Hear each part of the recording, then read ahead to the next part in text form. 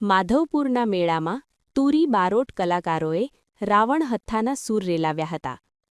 પોરબંદરના માધવપુર ઘેડ ખાતે યોજાતા સુપ્રસિદ્ધ સાંસ્કૃતિક મેળામાં ભારતીય લોકકલાના વિવિધ રંગો જોવા મળી રહ્યા છે.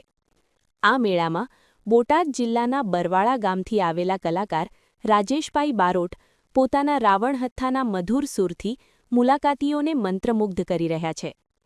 રાજેશભાઈએ જણાવ્યું હતું કે રાવણ હથ્થો એ ભારતનું અત્યંત પ્રાચીન વાદ્ય છે, જે આધુનિક યુગમાં વિલુપ્ત થવાના આરે છે.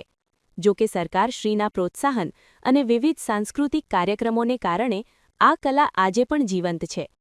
તેમણે સરકાર દ્વારા કલાકારોને અપાતા પ્લેટફોર્મ અને સહાય અંગે ખુશી વ્યક્ત કરતા કહ્યું હતું કે વસંત ઉત્સવ અને માધવપુર મેળો જેવા કાર્યક્રમો કલાકારો માટે આશીર્વાદ સમાન છે.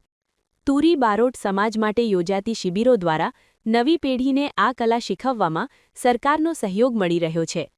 રાજેશભાઈ અને તેમની ટીમ આ પરંપરાગત વાદ્ય દ્વારા આપણી સંસ્કૃતિના વારસાને જાળવી રાખવાનું ભગીરથ કાર્ય કરી રહી છે. સરકારના આવા સકારાત્મક અભિગમથી લોકકલાકારોમાં નવો ઉત્સાહ જોવા મળી રહ્યો છે. નિપુલ પોપટ, પોરબંદર ટાઈમ્સ. મારું નામ છે રાજેશભાઈ બારોટ. હું બોટાદ જિલ્લાના બરવાળા ગામથી આવું છું. અમારી ટીમ છે. આ મારું વાદ્ય છે જેનું નામ છે રાવણ હતો. બહુ જૂના જમાનાનું વાદ્ય છે. અત્યારે આ નવા યુગમાં જે અમારી રાવણાથની કલા જે લુપ્ત થઈ રહી છે, સરકારશ્રી અમારી આ કલા એને જીવિત રાખવા માટે ઘણા બધા પ્રયાસો કરી રહી, જેવા કે આવા બધા કાર્યક્રમો કરી રહી છે. વસંત ઉત્સવ, જે કોઈ સરકારી સહાય હાથે આની શિબિરો પણ યોજાય છે. અમારે તુરીબાટ સમાધિ શિબિર યોજાય છે, એમાં પણ સરકાર ઘણો બધો સાથ સહકાર આપે છે.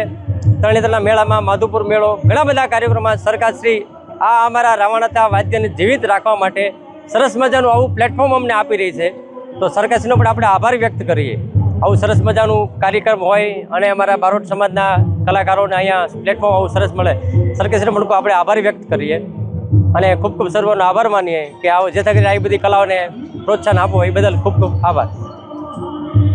આપણા માનનીય શ્રી વડાપ્રધાન નરેન્દ્રભાઈ મોદી જે માધવપુરના મેળાને જ્યારે આસમાનની તરફ જ્યારે લઈ ગયા છે અને આવા કલાકારોને પ્રોત્સાહન આપ્યું, પ્લેટફોર્મ એ બદલ આપણા માનનીય નરેન્દ્રભાઈ મોદી વડાપ્રધાન એમનો હું દિલથી, હું અને મારી ટીમ તમામ પ્રેક્ષકો તરફથી ખૂબ ખૂબ આભાર વ્યક્ત કરું છું.